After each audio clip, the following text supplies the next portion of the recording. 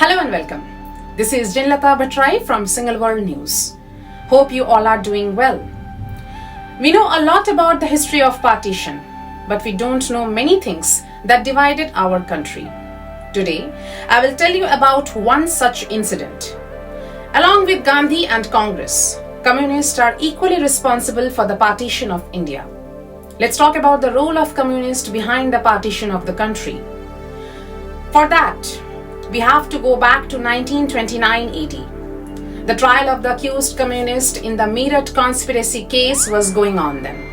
At that time, the Comintern led by Stalin fixed the movement program for the communists in India. It was published in 1930 AD as draft platform of action of the CP of India. In this manifesto, the Congress party is told, class organization of the capitalist working against the fundamental interest of the toiling masses of our country. Described in History of the Freedom Movement in India, Volume 3, page 565 of R.C. Majumdar. Jayaprakash Narayan understood their intentions and expelled them from the party in 1940 AD for that. They then joined the AISF, and the accession of the communists split the nationalist-controlled organization into two. An alliance existed between the Politburo of the CPI and the Home Department of the Government of India, by which Mr. Joshi was placing at the disposal of the Government of the India the services of his party members. By IBIT, page 569. That is, on the basis of mutual trust, India will in future be a United States consisting of member states willing to join voluntarily. Thus, India is not a single nation but a multi-ethnic country. And the purpose of this slogan propagated by the communists was to recognize the Muslim demand for Pakistan. On August 9, 1942, the Quit India movement began under the leadership of Gandhi. The communists were determined to thwart this movement. A secret letter was circulated between CPI General Secretary P.C. Joshi and British Home Secretary Sir Reginald Maxwell.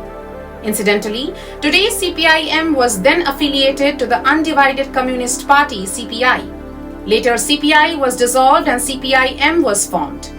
However, on February 22, 1946, a former member of the Central Committee of the Undivided Communist Party, S.S. Batliwala, revealed the matter in a press conference. It is known from that secret correspondence. Apart from this, SS published in Bombay Chronicle on March 17, 1946.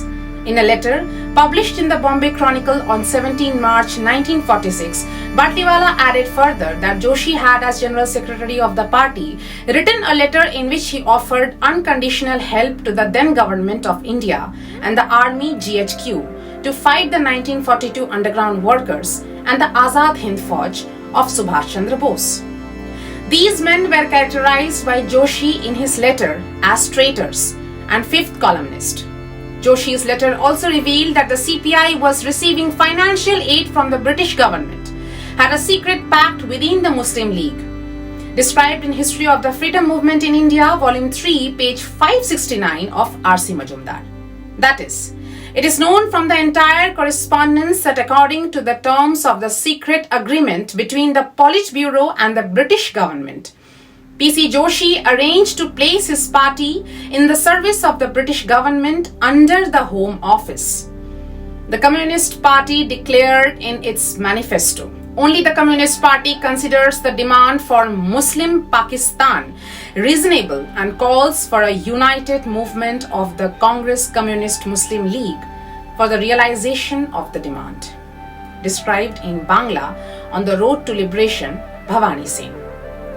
After that, not only the support of Pakistan's demand, but their revolutionary declaration, one step ahead of the revolution. The communists did not rest satisfied with sabotaging the national movement for freedom. They sought to destroy the unity of India.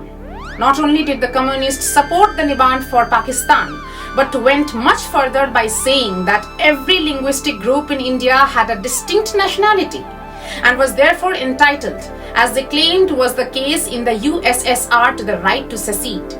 Described in History of the Freedom Movement in India, Volume 3, page 570 of R.C. Majumdar. That is, each linguistic community living in India is a distinct nation. They each have the right to secede from the US and declare independence, just like Russia. In 1927, the CPI party was formed in Tashkent, Russia. Therefore, their ideals are incompatible and dangerous for India.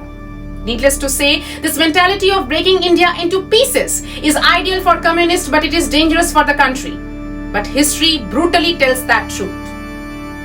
Like and share to get more videos, and don't forget to subscribe to our channel for all the next videos. You can let us know your choices so that we can make videos as per your recommendations.